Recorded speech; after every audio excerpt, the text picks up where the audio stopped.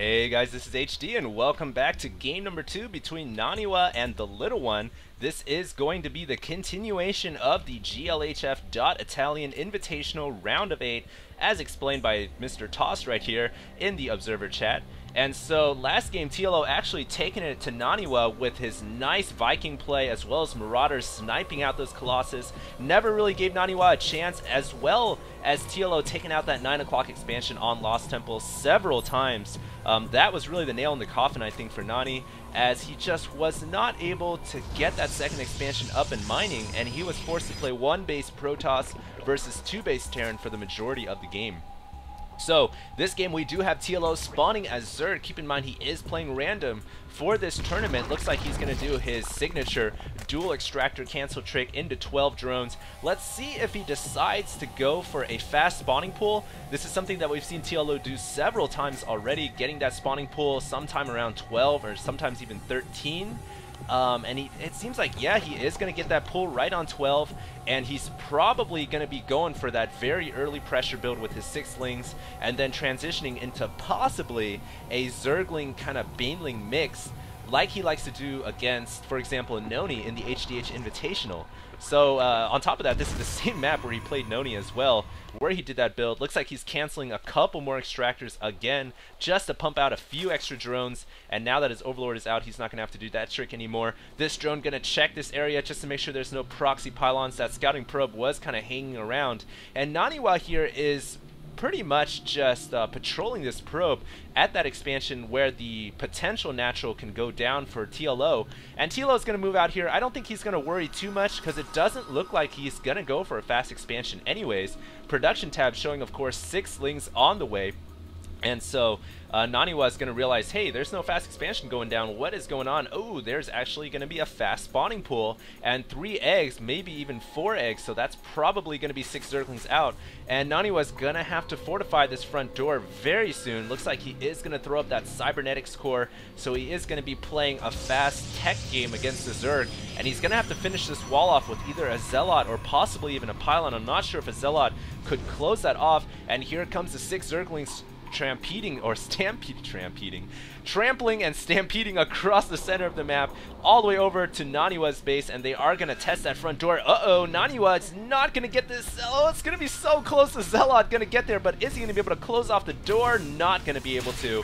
And now the Zerglings inside the Protoss main, they are going to be able to take out this Zealot quite easily. Only 1 Zergling went down, and now Naniwa forced to pull probes off the line. He is not mining this entire time. Look at that income, showing him dropping to nearly 0, hovering around 100. Not a healthy number you want to be at, as TLO still has 1 probe alive, gonna continue to take out these workers, or at least be annoying to the fullest degree. TLO's, he plays this fast spawning pool build very creatively, very nicely, and he gets those Zerglings to sneak by the first Zealot just in time. That's the small window of opportunity that a high-level gamer has to get those 6 Zerglings in, and now TLO still has a Zergling inside the base. He's going to know exactly what's going on.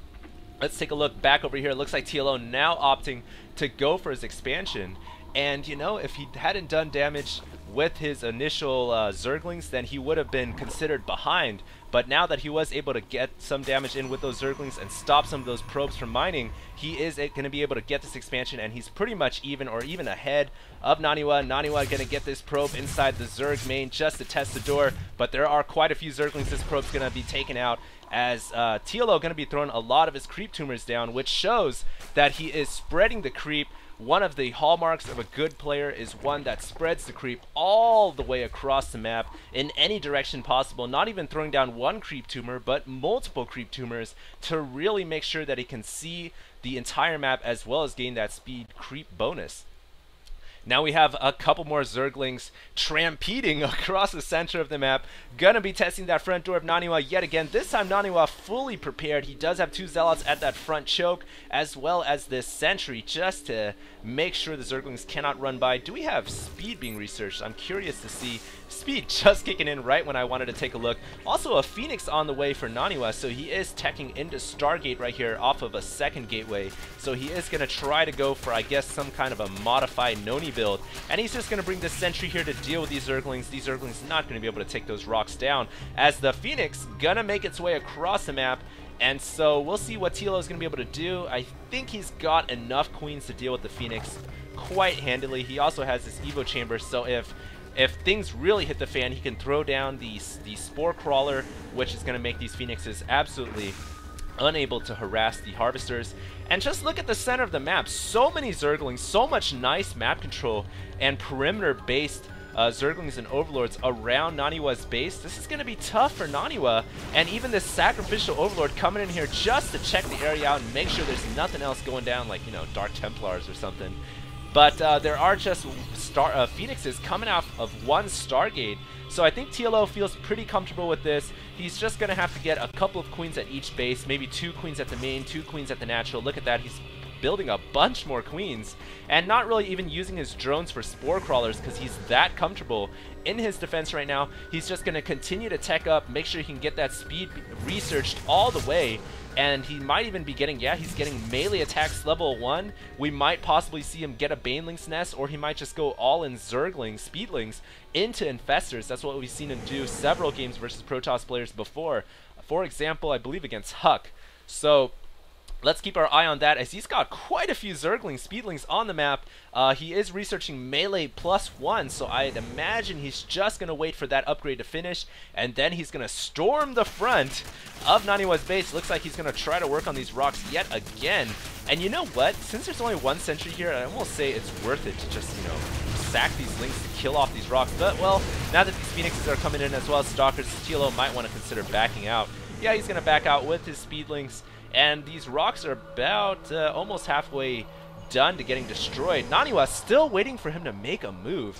He really needs to get a couple more warp gates out, transition into something that can do some actual damage.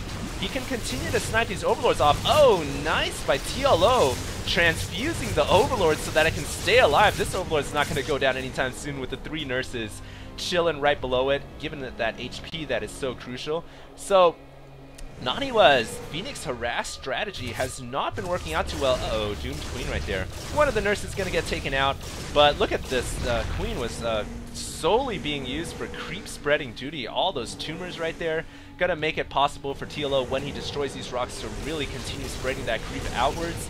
And look at that, like, there's 5 queens in the center of TLO's base. TLO is using these queens for A, to spread creep, and B, to heal Overlords. This is just ingenious play from TLO, and I guess also C, to ward off the Phoenixes. But the Queen, really the ultimate defender against the Phoenix, one of those units that can really prevent it from doing damage. And Naniwa still popping off Overlords in the center of the map. Looks like he's also interested in grabbing this natural, and finally we have some action occurring here as TLO looks like he wants to test that front door, but all he's got are Speedlings, and against this many Zealots and Sentries, that's going to be a tough call to make. He's going to have to get either more Speedlings or possibly get some Infestors. Looks like he does have a Roach Warren down. Glio Constitution being researched right now. Keep in mind, this is pre-patch 14, pre-patch 13 as well, I believe. And so this is before the Roach upgrade came into effect. And look at this, another transfusion being used on the Overlords as the Phoenix is trying to take out these Overlords, but TLO just healing them so well. And TLO here does have a lot of Speedlings here, and he has some Speedlings down in the bottom position. He might try to get a flank off on Naniwa's forces. Naniwa using his force fields on the back and the front. Actually, very nice force field placement. These 2 Zealots going to get caught out of position as the Queen's getting picked up, and there's still quite a few Zealots, but look at this. All the sentries have gone down. No more force fields can be casted, and TLO taking the victory, decisive victory on the creep, which is his homeworld, which that's what I'm telling you guys. The creep is such a huge benefit for Zerg forces. If you can engage on the creep, it gives those Zerglings so much more speed, even if they already have that speed upgrade. And now I think Naniwa is just going to have to GG out of game number 2, which means he does fall to TLO in the round of 8, and TLO is going to advance forward to actually play Straylock in the round of 4. And of course, I do have those games ready to cast. Going to be following this series of games, so make sure you guys stay tuned for that, as TLO is going to be trampeding into Naniwa's base. And that is it for Naniwa. Nani is actually a little bit taken aback at how he lost the game, and so, oh, okay, he was just taken aback at how the Zerglings ran by this Zealot, but honestly, it did not matter. He was taken out by TLO, and we are going to move on to the round of 4. Straylock versus TLO, a top Terran player versus our top random player, so make sure you guys stay tuned for that.